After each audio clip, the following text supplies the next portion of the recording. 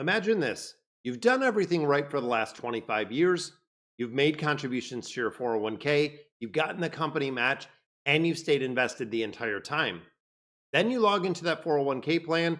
You get all logged in. You see the exact number that is going to change your life. All of a sudden, it doesn't. You're very disappointed with the balance that you have in there. And at that moment, reality sets in. And for a lot of people, they never realized that they were off track when it came to retirement to even begin with. Now, before you click off the video because it sounds a little bit negative, listen carefully. The 401k plan is not the problem, but the way that people rely on the 401k plan generates the problem. So in this video, I really want to break down three different things: the math that most people never run when it comes to investing, the mistakes that will quietly cost you hundreds of thousands of dollars, and of course, what people actually do to hit millionaires and how they do it different with the 401k plan. Now, me personally, my 401k plan is over $1 million through contributions that I've made over probably the last 20 years at this point. Because if you get it wrong, you're not just going to lose money, you're going to lose time. And when it comes to time, that is something you are never going to get back when it comes to investing. So let's start off with a story that a lot of people tell themselves, or really what we've been told. You work hard, you consistently make contributions, you let the market grow. Eventually, retirement is going to take care of itself. Now, it sounds very simple, it sounds safe. It's exactly what we've been told for an incredible amount of time.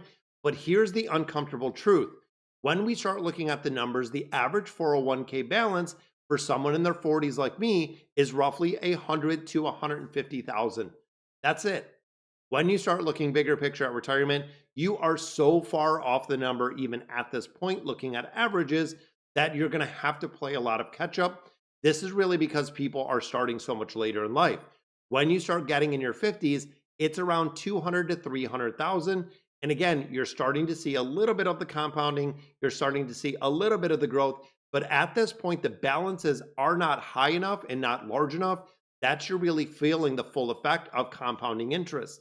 Now, when we take a look at numbers that people need to retire, most estimates say about $1 to $1.2 million to retire comfortably. Think about that. That is a massive gap. If you're talking almost $1 million gap in what we actually have in averages in retirement in comparison to what you actually need, it's not because people are lazy. It's because the system has limits. Most people have never stopped to question these. And now I've talked to people that have been investing for 10 years, 20, 30, 40, even going into retirement. They log in to see the balance. They're confused on why the balance isn't as high as they thought it would be, because in their mind, like they've been told, they did everything right, but the outcome doesn't match the income that they've actually been having. So let's break down what is actually happening when we come to a 401k plan, because people need to understand this. First of all, contribution limits. In 2026, the maximum contribution limit is around 23,000 a year. That's it. Or a little bit closer to 30 if you're over the age of 50 with catch up, because the government knows we are so far behind when it comes to retirement planning.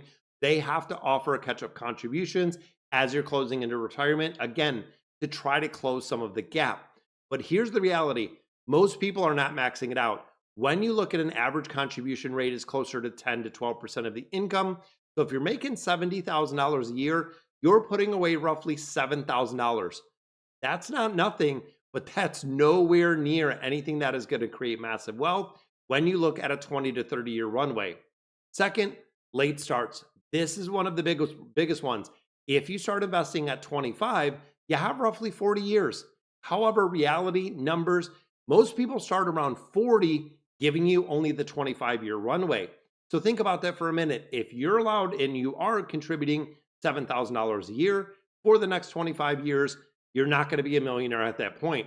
The difference is 15 years. And the 15-year difference, even between those, are the difference between having 400K and having over $1 million in the portfolio. And you will never get those years back. Like I said earlier, time is the most powerful asset when it comes to investing. Now, the third one that a lot of people don't realize or even look at is 401k fees. This is very dangerous for most people because it's almost invisible. Let's say the account averages a 1% fee, which is very typical of financial advisors. Doesn't sound much, but when you start looking at the calculation over 30 years, this could reduce the value of your portfolio $1 to $300,000 or more, depending on the contributions. Not because the market did not perform or performed or didn't perform, but because you do and they pay to play when you go along. And finally, the market reality. This is the interesting one. The stock market historically returns about a 10% annual return. It doesn't happen in a straight line. So if the biggest contributions happen during flat years or really those down years, that means your growth could be slowly and really slows dramatically depending on the contributions. Now, of course, you have to take a hard look as well when it comes to looking at what your 401k provider actually invests in, what you can invest in. Now, if you're very limited with those investments, it might make sense to go in there, do the company match. Let's say you're getting 4%, putting 4% in the 401k, then looking at like Roth IRAs or looking at different options outside of the 401k provider itself to ensure you adequately and really the way that it needs to be invested, because a lot of places are super limited when it comes to the funds in those 401k plans. Now, of course, none of these are absolutely going to destroy your retirement in their own, but when you put together, they are quietly crushing the portfolio. So then the question really becomes, if this is the reality, how do people still have $1 million portfolios?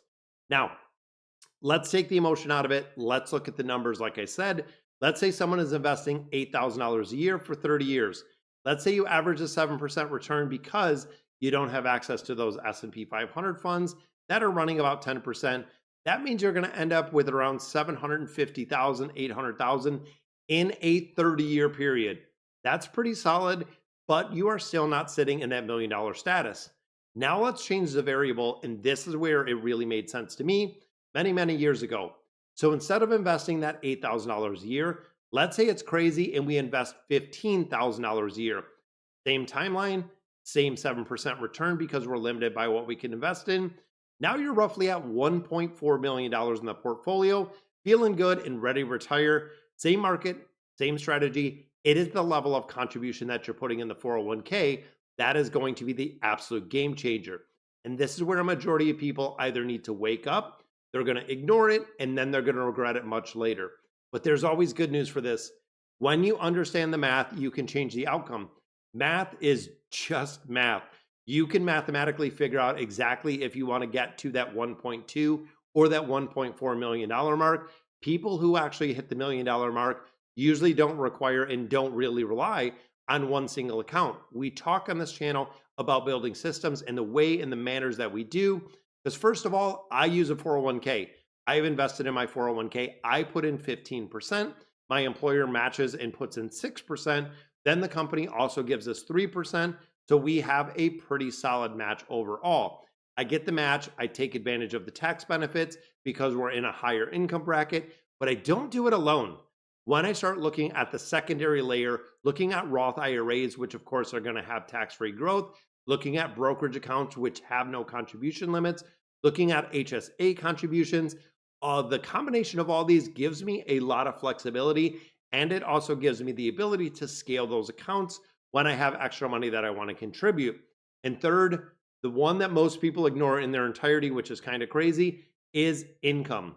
If you look at your income and you're at 70,000, all of a sudden you go to 100,000, and really keeping the lifestyle under control, not looking at lifestyle creep, you can double your investment rate going from that $8,000 to that $15,000 a year. And that is where the acceleration really does happen.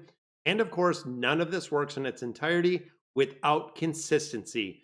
I don't time the market. There's no perfect timing out there. I'm not chasing trends, social media, news, staying very consistent, staying very disciplined over an extended amount of time.